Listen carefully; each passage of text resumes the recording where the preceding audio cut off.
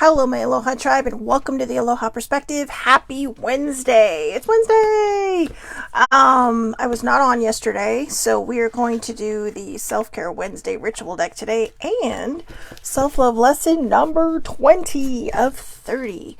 So, it's a two for today. It is a two for today. Whew. I know, yesterday was, wow. I just needed rest. So, anyways, let's get rolling with the self-care ritual deck, and then we'll move right into our self-love lessons, okay? So, let's see. Ooh. I already had one pop out. And that one comes up every so often, so, you know, if you see this card and it resonates, you need to get in and get it done. So, that'll come up in a second. Let's see, anything else? Otherwise, I'll just pull it from the top. Maybe we'll split the deck and pull it from there. So, yep, nothing. I'll just pull from the top. So the first one, health checkup. So if you need a health checkup, your self-care ritual deck is telling you, get one. Get one. Okay, so again, for anybody popping on, good morning, Eileen. I'm going to do the self-care ritual today, or first, and then we'll jump into the self-love lesson since I missed yesterday. So, again, this card has been coming up quite a bit, so if you need to get in to get a checkup, please go do it. Let's see, what else do we have? Burning bowl ritual. I did one of these yesterday. So this can be like, maybe you have thoughts that keep rolling around in your head that you just are tired of rolling around in your head, and you're like, you know what, I just need a break. So you can do a burning bowl ritual. And again, for any of you who are in high burn areas, please do it safely. Either do it in your house very safely, do it in a barbecue pit, somewhere where the wind is not blowing, because you do not want to start a fire. All right, or you can do a water ritual, which I did here. I know water's looking kind of murky there, but you could also do it where it just melts the paper down and then you can throw it away. So the burning bowl ritual, and you know, a lot of times if you've lost loved ones, people say that you can write them a letter and burn it, and it'll, the ashes or the smoke will send it up to heaven. And kind of like a whole Mary Poppins thing, right, where the father ripped up the letter and then all of a sudden Mary Poppins had it, right? So I know, the fantastical way of everything working, but burning bowl rituals are actually very, very helpful, and for those who have done it before, it can be very, very releasing. All right, so drink tea. Not everybody's favorite, right? Not everybody's favorite, but I love tea. Tea, for some reason, it's just, especially when you smell it, right? If you're doing more of the like the, I don't want to say floral teas, but doing something other than like the, well, you know, the ones that have that really pretty smell to it, or just, even if it doesn't, you know, just other than the regular tea that looks like coffee, right? Like if you do the green tea, the jasmine tea, herbal tea, lemon ginger tea, all these different things, breathing in the essence of these teas can also help you be, my tongue is tied, can also help with kind of soothing your thoughts and your moods and all these things. So I know it can be hard, and and if you don't like tea, it's okay. They even have, there's certain places that make what they call unicorn tea, and what it is, it's like the blue pea tea. It's like the little flower, like the flower, the blue pea flower, and you pour lemonade in it, and all of a sudden it makes these beautiful colors, and I have to tell you, it's one of the most magical things I've ever seen. So lean into family. Lean into family can be a very, very big thing for self-care. A lot of times we feel like we have to go it alone, right? But we do not have to go it alone. You do not have to go it alone. I think we feel this way sometimes because we don't want to burden other people, but think of it this way. Sorry, I'm knocking things over here. Think of it this way. Would you consider it a burden if a family member came to you and asked for help? Probably not, right? You're like, yeah, sure, I'm here for you. Well, sometimes we have to do that with other people. We have to give them the benefit of the doubt. And if they don't show any interest, or they don't show like they're paying attention, or, you know, they're just kind of going through the motions, and just keep looking for someone who will listen, okay? Because family, leaning into family can be so important. And alone time. Alone time can be very, very, very, very magical, right? Parents, I'm sure you realize how great alone time can be. People with roommates like myself, alone time can be magical. I, my alone time usually comes in the early morning or late at night. So, like sibling goes to her room, I go to my room, I just shut my door, put on my earphones, and just have my own little concert in my room, do whatever I do. But alone time it is necessary. A lot of people will say, no, you shouldn't be alone. There are times when you should not be alone. If you feel like it is dangerous, do not be alone. Do not isolate. Isolating can be such a terrible, terrible thing. But if you just need to clear your head, it is okay to have alone time. You are allowed to have these moments. Just go for a drive, maybe go out for a walk, go to a park or the beach or whatever place brings you joy. It could even just be in the comfort of your own home. Maybe watching your favorite movie or your favorite TV show, binge watching something. Alone time is not a bad thing, okay? Sometimes we need it to just clear our minds and move forward. Let's see. I'm trying to find good, really. I have to feel the card to share it, so I'm gonna flip this deck a little bit. Music. Who doesn't love music? I know for myself, music can really, really change the tide of my mood. And I truly, truly enjoy that when it does, because music is so healing. And it doesn't matter what kind of music. I mean, as long as it's not going to make you all angry and make you want to go out there and slap people, then, music can be a very, very beautiful thing. And, for me, sometimes, like, I'll listen to, I don't know, I'll listen to harder music just to kind of calm my brain down. I know it sounds strange, but for some reason it does. So there might be certain types of music that calms you down. There might be certain types of music that just rile you up and you're just like, no. Just create a playlist for yourself of things that will help you. I actually have a whole playlist of music like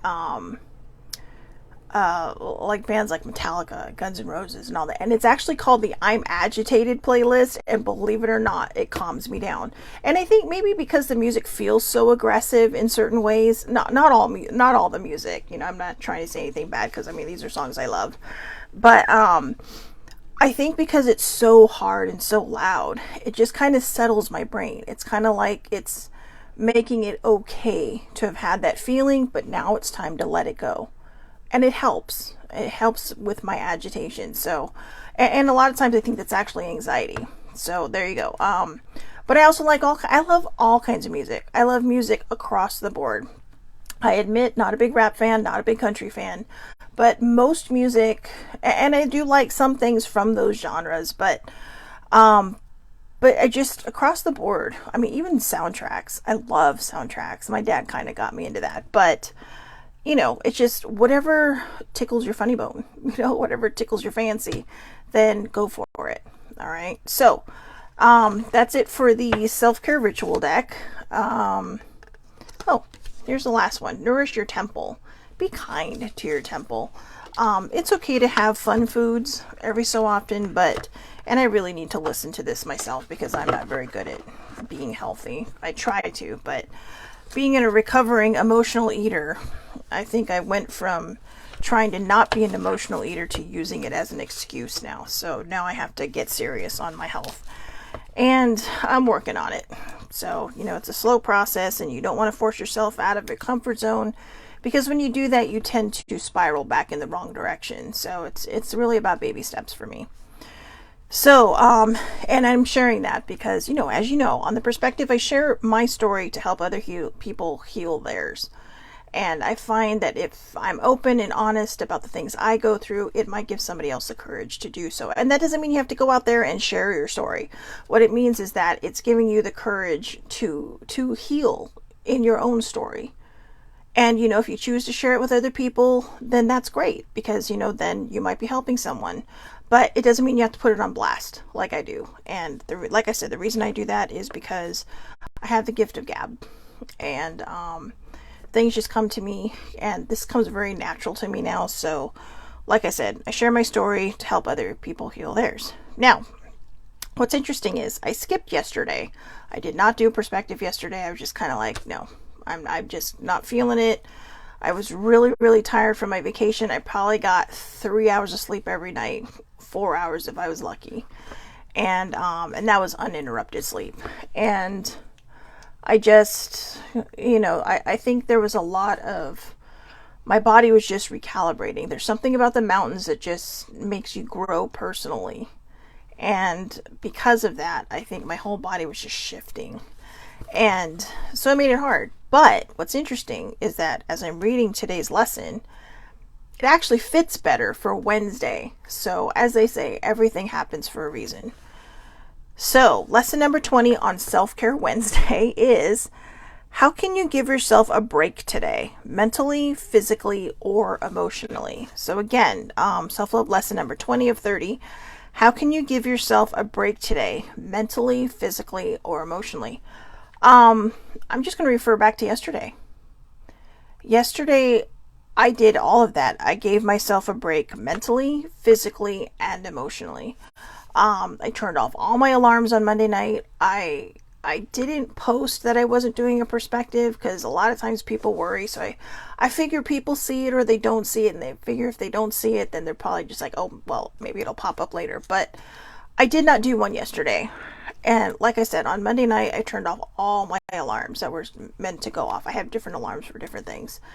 And I took care of myself mentally, physically, and emotionally. I slept in.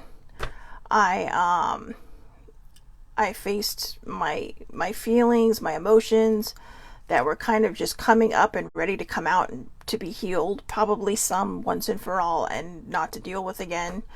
But and also really just mentally, I just took a break from yesterday.